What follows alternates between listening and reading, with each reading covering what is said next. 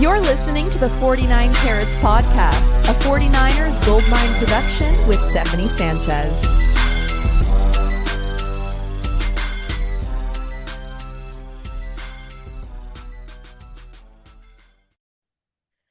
What's going on, everyone? Welcome to another edition of the 49 Carats Podcast. I'm your host, Steph.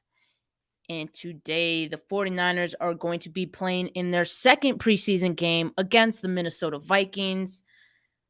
They've been having joint practices these last couple of days. 49ers and Vikings had the day off yesterday, but today they get to play each other in the preseason game. So I'm going to be talking about who I'm going to be keeping an eye on in this game, but I'm very curious to know who you guys are going to be watching. So let me know in the comments who you guys are going to be watching in this one. And like Mariah said, hit that like, hit that subscribe. I appreciate it. Thank you so much. Vivian says it's Jordan Mason time, baby. Yes, I think Jordan Mason's going to get a lot of snaps in this one, but you don't want him to get too much, at least towards the end of the game, because that could be a sign that some cuts are looming, and I'll talk more about that in a bit. But yeah, without further ado, I'm just going to talk about some of the players that I'm going to be watching here. Let's see. All right, so I'm going to be paying attention to the cornerbacks, and in particular, the pecking order. Like, who's going to be in there? Kyle Shanahan said that a lot of the starters aren't going to be playing in this game, so that's something to consider. Don't freak out when you don't see a starter out there. That's all part of the plan here. But I want to see, obviously, Charvarius Ward and Manny Mosley aren't going to play because they're hurt as well, right? So who's going to be the outside corners after those guys, right? Obviously, I'd like to see a lot of Deommodore Lenoir. I'd like to see a lot of Ambry Thomas. I feel like those two guys definitely need all the reps that they can get to, continue to prove their worth on this team. They had a tough go at times in these joint practices with the Vikings. So I'm wondering if they can turn it around in the preseason game. And I also wonder, are the Vikings going to be playing some of their starters? Obviously, that presents additional challenges for, our guys, given the fact that most of them are going to be the backups playing for the 49ers. So I think someone like Lenoir and Ambry Thomas could use these extra reps and, see if they can turn things around a little bit. But I'm going to be paying attention to, who's going in at what times, who's starting, and who's going in after that. Because we saw a lot of Ken Crawley, veteran corner, who the 49ers just recently signed, actually getting a lot of first-team reps in these practices against the Vikings, which is interesting. Kadar Hollman, it seems like, yeah, we saw a lot of Kadar Hollman, but I feel like he was getting less snaps with the ones than we were seeing before. So I don't know. Maybe we see more of that today. Not entirely sure, but I'm going to be keeping an eye on, the corners out there. Speaking of the corners, I'm also going to be taking a look at Samuel Womack once again. I mean, he impressed all of us in the first preseason game against the Packers, and he's kept it up in these last couple of practices, the joint practices against the Vikings. He's looked good. He's looked ready. But I want to see if he can, keep it going. He's someone I'm really excited about, and I expect him to have another good game, as well as Qwuantrezz Knight. Qwuantrezz Knight is someone who moved up in the pecking order after the 49ers cut Darqueze Dennard, as well as Samuel Womack. Like, obviously, Samuel Womack he's going to be the starter. Qwuantrezz Knight now looks like the backup at nickel corner. That is until the cuts to 53. So Qwuantrezz Knight, he looked good in these practices as well. He's someone who's kind of started flashing a little bit. The more snaps that he's gotten, more, second team snaps, I should say. And so he's someone I'm excited about seeing in this game, seeing if he can keep it up and continue with that momentum. But But let me know who you guys are going to be keeping an eye on. Appreciate the comments here. And by the way, let's try to get to 20 likes on this video. Could we do it? I saw some of my last ones. We got over the 15 like hump. So let's try to get to 20 here. I believe in us. Let's do it. All right. I also, on the defense side, I'm going to be keeping an eye on some of these rotational defensive line guys who might get the start in this game since, we're not going to see a lot of the 49ers starters in this one. So I will be keeping an eye on Drake Jackson because I am very excited about what he brings to the table. A lot of the times when he was out there with the second team unit in these joint practices, he just looks like a guy that doesn't belong with the second team unit. I feel like he deserves more snaps against first team guys. And Drake Jackson, someone I'm excited about. I'm sure you guys will see some nice moves from him as well, just like we saw in that first preseason game. So keep an eye out for him. Some lesser known, underappreciated guys, but that I've been talking about in all of my recaps throughout, these joint practices and also going back to training camp. Kimoko Toure. He's someone who I really like as part of this rotation. He's a depth guy, but he's going to be one of those quality depth guys that I think are going to bring a lot to the table for the 49ers defensive line. And he's someone who's, shined throughout training camp as well as the joint practices. So I'm expecting another big game out of him today. And it'll be interesting to see how many reps he gets, just because he's probably going to start in this game, I would assume, because most of the 49ers starters won't be playing in there. But I wonder if, they take him out kind of early because I think based on what they've seen from Kimoko Toure, they probably like him as well. Don't want to risk any injury to him. Hassan Ridgeway, he came back from his injury earlier this week, and he participated in the joint practices against the Vikings. And right away, right in his first game back, in his first practice back, he was out there making plays just as he was before he got hurt. Because before he got hurt, he was someone that, caught my eye in training camp, and, he's looked good. So someone I'm excited to see, in this preseason game. And I would expect him to, keep that momentum going. So Drake Jackson, Kimoko Toure, Hassan Ridgeway, all guys on this defensive line that, I'm excited for. And, I'm going to be looking out for some nice plays from them on that defensive line front. As far as the linebackers go, I didn't really have, any of the linebackers on my to-watch list. But the one that I will watch for sure, who I like, and, if you guys have been watching my recaps, you probably know this. I like McCrary Ball, and he had that nice play, the interception in the first preseason game against the Packers. And he figures to get a lot of snaps tonight. So I want to see how he looks. I think he's going to look good.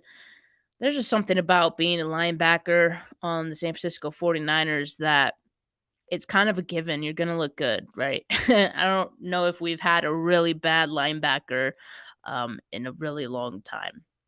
So I'm excited for McCrary Ball, and I'm going to keep an eye if he has any nice plays tonight. Maybe another turnover. Who knows? All right, on the offensive, before I go to the offensive side, let me look at some comments here. Vivian says, Jackson is a freak, a scary freak. He's back now. He's getting his first sack. I bet when Jackson gets a sack, he's going to do a backflip. I love the backflip, but also limit the backflips. I don't want to risk any injury. I'm sure he can do backflips just fine with his eyes closed and all that, but I don't need it on the field. He's far too important from what I've seen, and I don't want him out there getting hurt or something like that. But yeah, he might get a sack tonight. I would bet on it. So excited for him. But let's talk about the offensive side of the ball really quickly. I mean, you guys probably know. If you guys been watching the recaps, not just mine, but other people's recaps, if you watch Brad's recap, the offensive line in these last couple practices against the Vikings have not looked so hot. They've struggled, okay? And So obviously, I'm going to be keeping an eye on one who starts at offensive line tonight. I would expect and hope that Spencer Burford is one of those guys who, is going to see a lot of snaps just because, he's a first year starter rookie. And I think the additional snaps are going to help him out. And just because he did kind of struggle in these last couple joint practices with the Vikings, I would like to see him turn it around possibly in this game because he looked good against the Packers in the first preseason game. So I think there's an opportunity for Burford to turn it around tonight. So I'm going to be keeping an eye out on him. And I wonder if Colton McKivitz is going to get the start at right tackle. Um, I know they said no, most of the starters are going to sit in this one. Technically, McKivitz is not a starter, though. That would be Mike McGlinchey. And so McKivitz filling in for McGlinchey, the last few practices. Another guy who can probably, use the additional reps, just kind of turn it around and, get that confidence back up with this offensive line. Someone else I'll be keeping an eye on. But, I'll also be keeping an eye on the backup centers. And you said it, Vivian. You said right here, you mentioned Zakelj, definitely someone I'll look out for. Vivian says, in addition to Zakelj, she'll be looking out for Knight, Womack, Gray, Mason, Purdy, Burford, Jackson, and Marcelino. Yep, McCrary Ball. And so, yeah, those are all good players, and a lot of those you took the words right out of my mouth. A lot of those guys I'll be keeping an eye on as well. But yeah, so the offensive line, definitely going to try to focus on them a little bit more tonight, and hopefully they can turn it around. Now, let's talk about a receiver I'm going to be keeping an eye on. Do we see big play Gray again? And by that I mean, do we see Danny Gray have another big play like we did in the first preseason game against the Packers? Trey Lance is not going to be out there, but Nate Sudfeld also has a pretty nice connection with Danny Gray, so I feel like there's some potential to see, some big play happen between those two. I mean, not just that. I want to see some versatility on, routes for Danny Gray. I want to see him, catch more balls in the middle of the field and, just diversify, what he brings to the table. He's obviously, we know he's a great, speed guy and he can stretch the field, but it'd be also nice if he can grow in those other areas and become more of a well-rounded receiver. I know it's still young in his career, obviously, but him getting the opportunity to get a lot of snaps in these preseason games, it's a good chance for him to, work on those other things. So I'm going to be keeping an eye on Danny Gray as well, seeing what he does out there, the kind of routes that he's running. And of course, if he has a big play, once again, would be Nate Sudfeld, I think, to throw the ball to him. But we'll see. We'll see. And the other question is, will Trey Sermon play? We saw that after the second joint practice in Minnesota, Trey Sermon was seen limping to the team bus. And so there was concern. Elijah Mitchell, as you guys know, was already hurt. And so Trey Sermon is part of the guy that's, getting additional reps as well as Jeff Wilson Jr., who is a proven commodity on this offense and running backs group. But everyone has eyes on Trey Sermon, right? Like, we want to see him play in these preseason games. We want to see him do well. And per Matt Barrows, it sounds like the team will test out his ankle before the game. And the current expectation is that he'll be good to go. So that's, to me, is positive news on that front. And I'm excited for him to get a lot of snaps. I will say, I put out the Trey Sermon all 22. I put out some of his snaps, or all of his snaps, from the first preseason game, so you guys could see how he did. And I felt like the stat line that he had in that game looked a lot worse than how he actually did. So if you guys haven't checked that video out, I suggest you do. And one thing that people were pointing out is, he kind of dances a lot in the backfield. He's a little indecisive.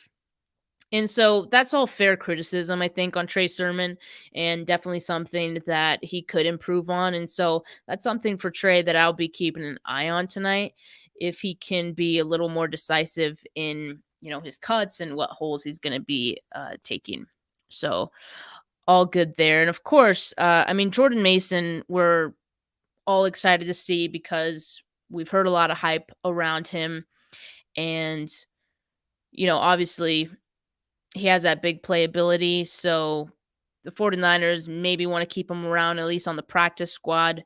So he'll probably get a lot of reps tonight, as well as TDP.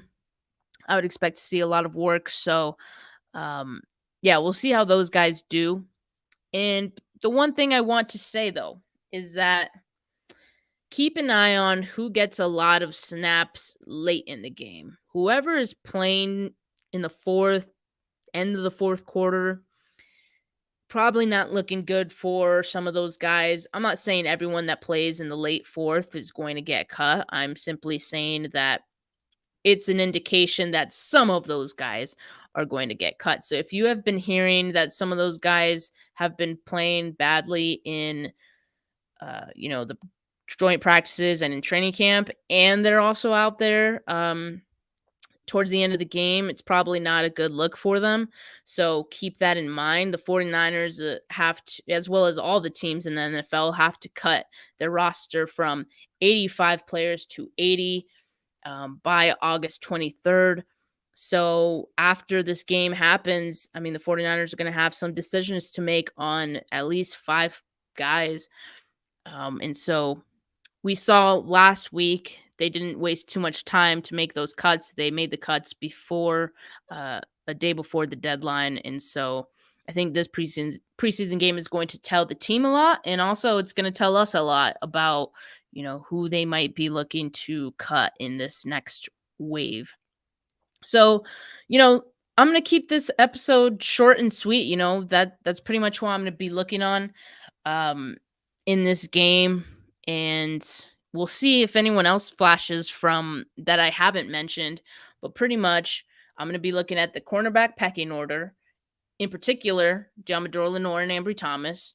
I'll be looking at Sammy Womack because I'm excited about his, what he's shown so far. I want to see more of it. And Quantrez Knight, he seems to be a riser in these last few these joint practices against the Vikings. So looking forward to see more of that from Quantrez Knight. Drake Jackson, Kimoko Toure, Hassan Ridgeway. Those are guys on the defensive line who I think are going to see a lot of snaps early in this game that I'm very excited for. And I hope you guys keep an eye on them because I have a feeling they're going to be getting loose out there. They're going to be making some plays. Offensive line, I'll be looking at the whole offensive line, right? But Spencer Burford in particular, Colton McKivitz, if they get a lot of snaps, definitely someone who I'm going to be keeping an eye on as they have both struggled in these joint practices this week. Danny Gray, do we see a big play from Danny Gray? And also, do we see some versatility in some of the routes that he's running? Does he get some work, in the intermediate levels of the field? And Trey Sermon, is he going to play? And if he does he put up a better stat line than he did in the first preseason game? And who's going to get snaps late in this game? That's all things that I'm going to be keeping an eye on in this one. Put it in the comments if you guys are going to be looking at anything else. But at this point, I think I'm going to just leave it at that, and I'm going to enjoy the game later on today, and I hope you guys enjoy the game as well. Enjoy the rest of your weekend, and peace.